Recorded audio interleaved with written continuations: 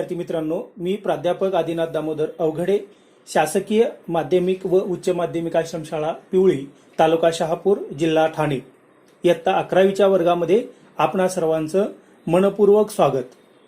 नवीन अभ्यासक्रमातील प्रकरण क्रमांक 1 अर्थशास्त्रातील मूलभूत संकल्पना या प्रकरणातील काही घटकाचा अभ्यास आपण आजच्या व्हिडिओमध्ये करणार आहोत. आजपर्यंत तुम्ही वेगवेगळ्या शास्त्रांची नावं ऐकलेली आहेत, जसे की अर्थशास्त्र असेल, मानसशास्त्र असेल, राज्यशास्त्र असेल, भौतिकशास्त्र असेल, रसायनशास्त्र असेल, जीवशास्त्र असेल, अशा वेगवेगळ्या शास्त्रांची आपण आजपर्यंत नावं ऐकलेली आहेत आणि त्या शास्त्रांचा अभ्यासही केलेला आहे. या शास्त्रांमध्ये लागलेल्या वेगवेगळ्या शोधांमुळे मानवी जीवन जे आहे ते सुखकारक व्हायला मदत झालेली आहे. या शास्त्रांनी जे जे शोध लावले त्यामुळे काय झालं तर मानवी जीवन जे आहे ते सुखकारक व्हायला मदत झाली. मग नेमकं हे शास्त्र म्हणजे काय याचा अभ्यास करणं गरजेचं ठरतं. बघा, शास्त्र म्हणजे काय तर शास्त्र ही एक पद्धतशीर मांडणीची ज्ञान शाखा आहे. शास्त्र म्हणजे काय तर शास्त्र ही एक पद्धतशीर मांडणीची ज्ञात शाखा आहे. शास्त्राचे 2 प्रकार सांगितले जातात.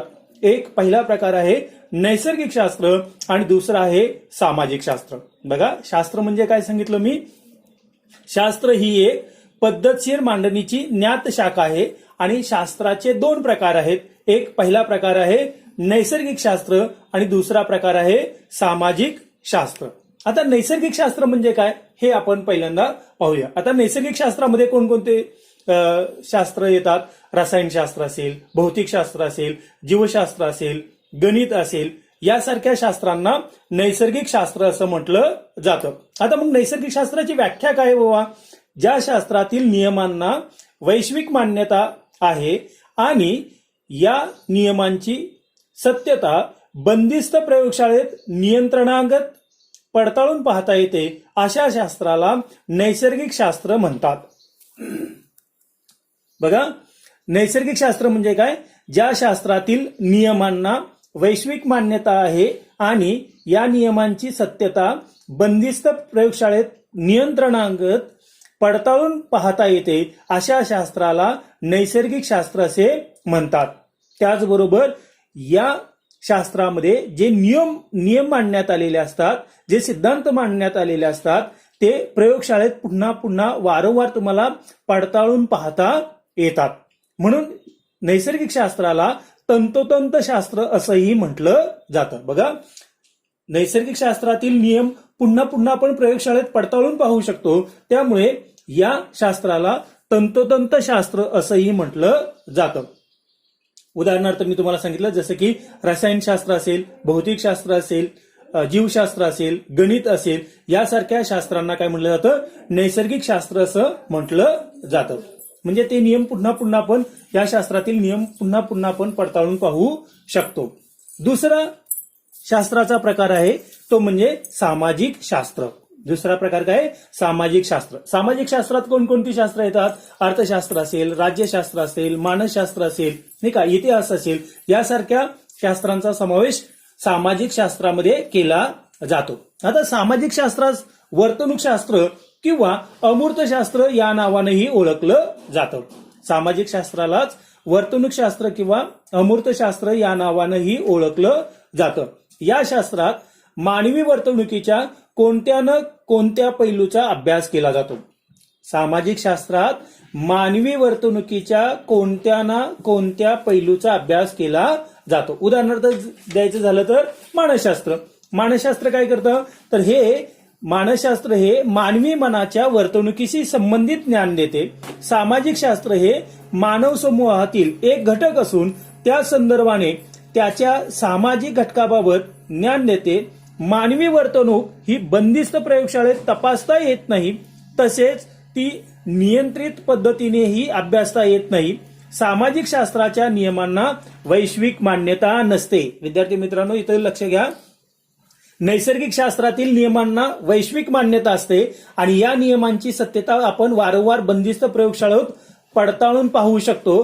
परंतु सामाजिक शास्त्राचं वैशिष्ट्य अगदी त्याच्या विरुद्ध आहे की सामाजिक शास्त्रातील नियम जे आहेत ते पुन्हा पुन्हा प्रयोगशाळेत पडताळून पाहता येत नाहीत किंवा ते तपासता येत नाही आणि त्यांना वैश्विक मान्यता नसते.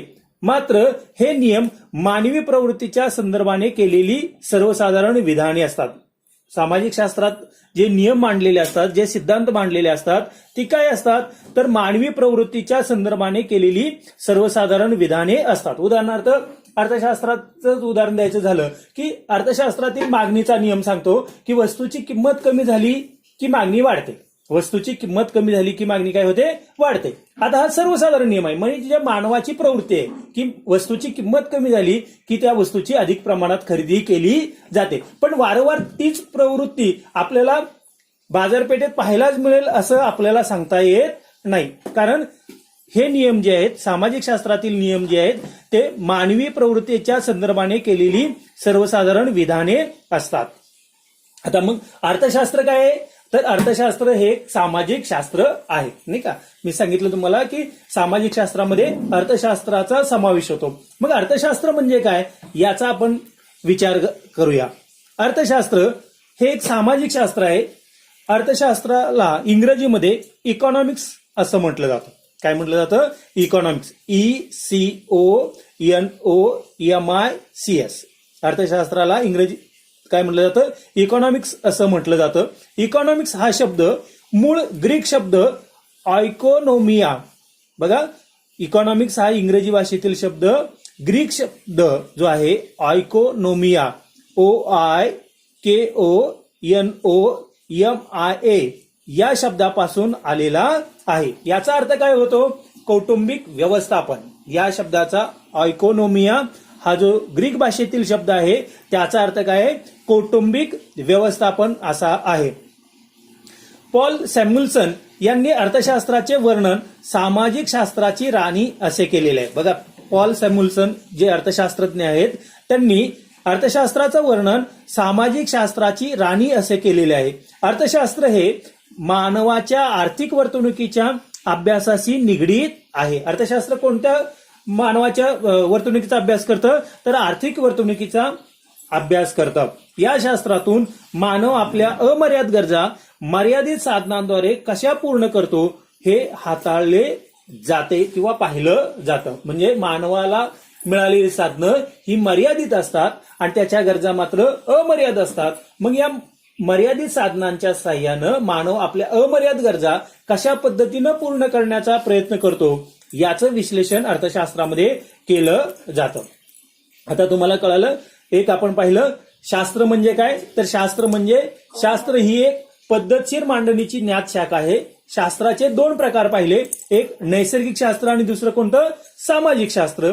नैसर्गिक शास्त्रामध्ये रसायनशास्त्र, जीवशास्त्र, भौतिकशास्त्र, गणित यासारख्या शास्त्रांचा समावेश होतो. तर सामाजिक शास्त्रामध्ये अर्थशास्त्र, राज्यशास्त्र, मानसशास्त्र, इतिहास यासारख्या शास्त्रांचा समावेश होतो. मग अर्थशास्त्राकडे आपण आलो.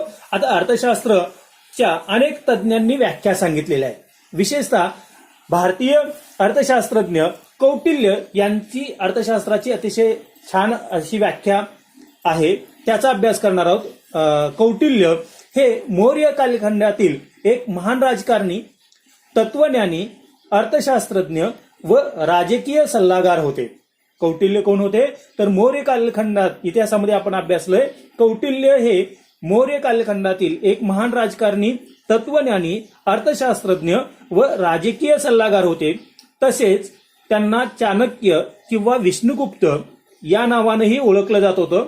त्यांनी प्राचीन भारतातील अर्थव्यवस्थेवर अर्थशास्त्र हा राजकीय ग्रंथ लिहिला. बघा अर्थशास्त्रावर अगोदर सर्वात प्रथम ग्रंथ लिहिण्याचं काम आर्य चाणक्य उर्फ कौटिल्य किंवा त्यांनाच विष्णुगुप्त या नावाने ओळखलं जातं त्यांनी केलेलं आहे. हा अर्थशास्त्र हा राजकीय ग्रंथ कौटिल्य यांनी लिहिलेला आहे. आता मग त्यांचं अर्थशास्त्राविषयी काय दृष्टिकोन होता याचा आपण विचार करूया.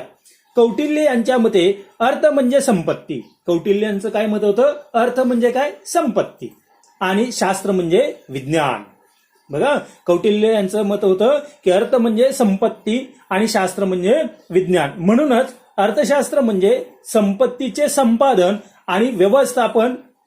मूलतः कौटिल्य यांनी लिहिलेला जो ग्रंथ होता तो राजकीय अर्थव्यवस्थेवरील व्यापक ग्रंथ होता. काय होता, राजकीय अर्थव्यवस्थेवरील व्यापक ग्रंथ होता. कौटिल्य यांच्या अर्थशास्त्रीय दृष्टिकोनाचे मुद्दे काय होते? सरकार किंवा राज्याची महत्वपूर्ण भूमिका. त्यांच्या अर्थशास्त्रीय दृष्टिकोनाचे काही जे मुद्दे होते त्यामध्ये पहिला मुद्दा महत्वाचा होता, सरकार किंवा राज्याची महत्वपूर्ण भूमिका. दुसरा मुद्दा होता, संपत्ती निर्माण करण्यावर लक्ष केंद्रित करून राज्याचे कल्याण. दुसरा मुद्दा होता, संपत्ती निर्माण करण्यावर लक्ष केंद्रित करून राज्याचे कल्याण. तिसरा मुद्दा होता महत्वाचा, सुशासनासाठी कार्यक्षम प्रशासन यंत्रणेची आवश्यकता. सुशासनासाठी कार्यक्षम प्रशासन यंत्रणेची आवश्यकता. आणि चौथा मुद्दा होता, अर्थशास्त्रामध्ये राजकीय कल्पनांचे संकलन. अर्थशास्त्रामध्ये राजकीय कल्पनांचे संकलन. ही झाली कौटिल्य यांची व्याख्या किंवा त्यांचा अर्थशास्त्राविषयी असणारा दृष्टिकोन.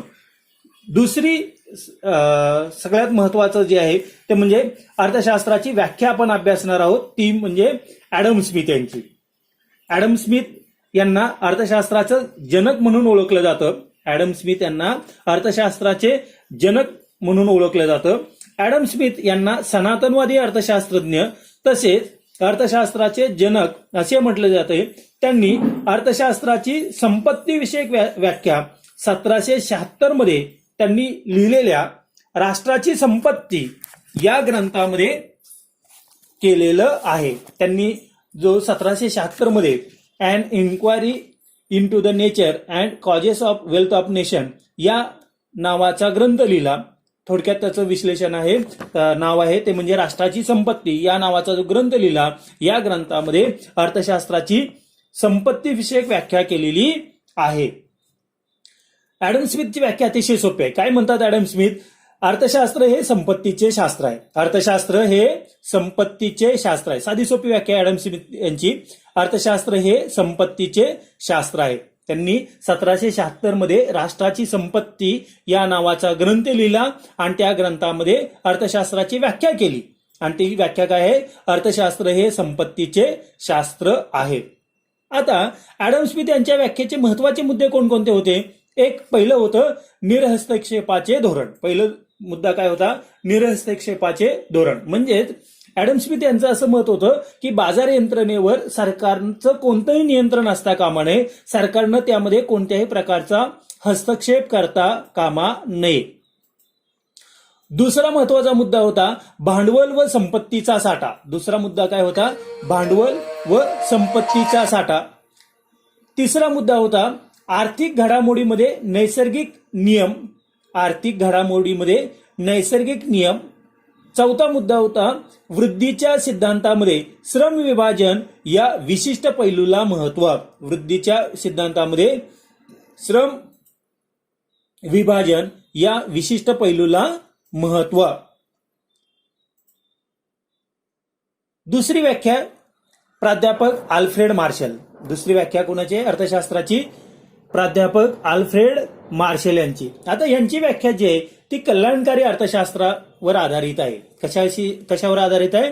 कल्याणकारी अर्थशास्त्रावर आधारित आहे. ॲडम स्मिथ यांची व्याख्या जी आहे ती संपत्ती विषयक व्याख्या होती, तर प्राध्यापक आल्फ्रेड मार्शल यांची व्याख्या कल्याणकारी अर्थशास्त्रावर आधारित आहे.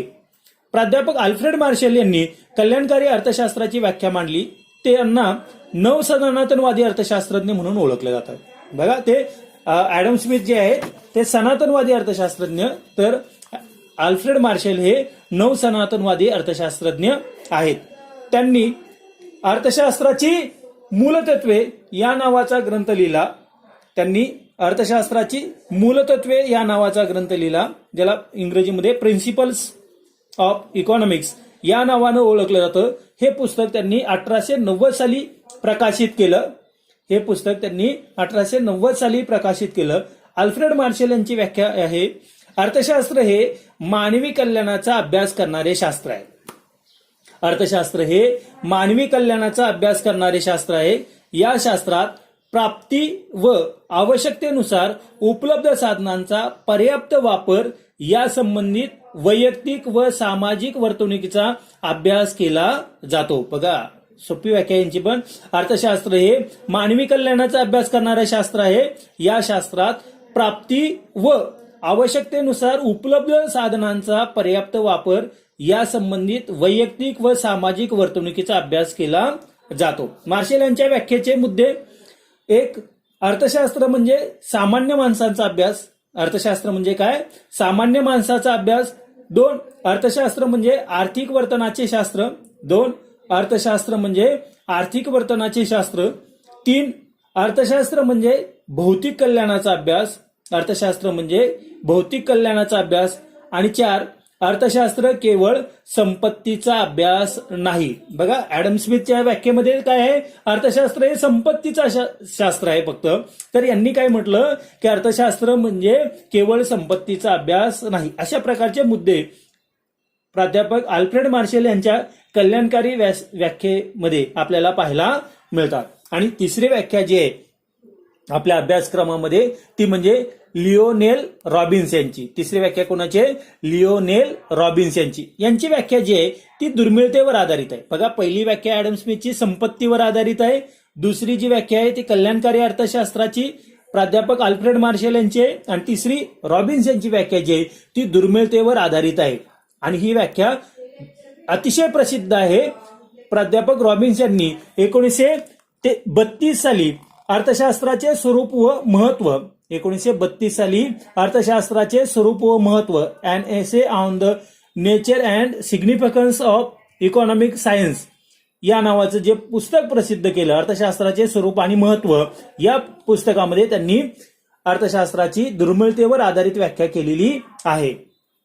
त्यांची व्याख्या बघा: अमर्याद गरजा आणि मर्यादित परंतु दुर्मिळ व पर्यायी उपयोगाची साधने यांचा मेळ घालताना करण्यात येणाऱ्या मानवी वर्तनाचा अभ्यास करणारे शास्त्र म्हणजे अर्थशास्त्र होय. अमर्याद गरजा आणि मर्यादित परंतु दुर्मिळ व पर्यायी उपयोगाची साधने यांचा मेळ घालताना करण्यात येणाऱ्या मानवी वर्तनाचा अभ्यास करणारे शास्त्र म्हणजे अर्थशास्त्र होय. अतिशय ही छान व्याख्या आहे आणि जगमान्य आहे. अतिशय प्रसिद्ध अशी व्याख्या आहे. अमर्याद गरजा आणि मर्यादित परंतु दुर्मिळ व पर्यायी उपयोगाची साधने यांचा मेळ घालताना करण्यात येणाऱ्या मानवी वर्तनाचा अभ्यास करणारे शास्त्र म्हणजे अर्थशास्त्र होय. आता रॉबिन्स यांच्या व्याख्येची काही मुद्दे जे आहेत त्या कोणकोणते आहेत? एक पहिलं आहे अमर्याद गरजा किंवा साध्य. अमर्याद गरजा म्हणजे काय? तर मानवाच्या गरजा ज्या आहेत त्या अमर्याद आहेत, नाही का? सकाळी उठल्यापासून रात्री झोपेपर्यंत आपण अनेक वस्तूंचा वापर करतो. मानवाच्या गरजा ज्या आहेत त्या कशा आहेत? अमर्याद आहेत, नाही का? अमर्याद साध्य आहेत. दुसरं आहे मर्यादित साधने. दुसरं काय? मर्यादित साधने. मानवाच्या गरजा जरी अमर्यादित असल्या तरी त्याला मिळालेली साधनं जी आहेत, वेळ असेल, पैसा असेल, शक्ती असेल, ही साधनं म्हणजे कशी आहेत? मर्यादित आहेत. तिसरं महत्वाचा मुद्दा आहे तो म्हणजे गरजांचा प्राधान्यक्रम. आता बघा, मानवाच्या गरजा जरी अमर्यादित असल्या तरी सुद्धा एक महत्वाचं आहे की त्या गरजांचा त्याला प्राधान्यक्रम लावता येतो. म्हणजे महत्वाची गरज, अति महत्वाची गरज, कमी महत्वाची गरज, काही कालावधीनंतर पूर्ण केल्या चालतील तरी अशा काही गरजा असतात. असा त्याला गरजांचा प्राधान्यक्रम लावता येतो. आणि चौथं आहे ते म्हणजे साधनांचे पर्यायी उपयोग. चौथा मुद्दा काय? साधनांचे पर्यायी उपयोग. मानवाला मिळालेली साधनं जी आहेत जरी ती मर्यादित असली तरी ती साधनं कशी आहेत? पर्यायी उपयोगाची आहेत. म्हणजे तो वेगवेगळ्या कारणांसाठी त्या साधनांचा वापर करू शकतो. अशा पद्धतीनं आपल्याला अर्थशास्त्राच्या व्याख्या, ऍडम स्मिथ यांची आपण व्याख्या अभ्यासली, त्यानंतर दुसरी अभ्यासली प्राध्यापक अल्फ्रेड मार्शल यांची, आणि तिसरी अभ्यासली लिओनेल रॉबिन्स यांची. अशा पद्धतीनं आपल्याला अर्थशास्त्र म्हणजे काय हे आपल्याला या 3 व्याख्यांच्या आधारे सांगता येतं. व्हिडिओ आवडल्यास लाईक करा आणि सबस्क्राईब करायला विसरू नका. धन्यवाद.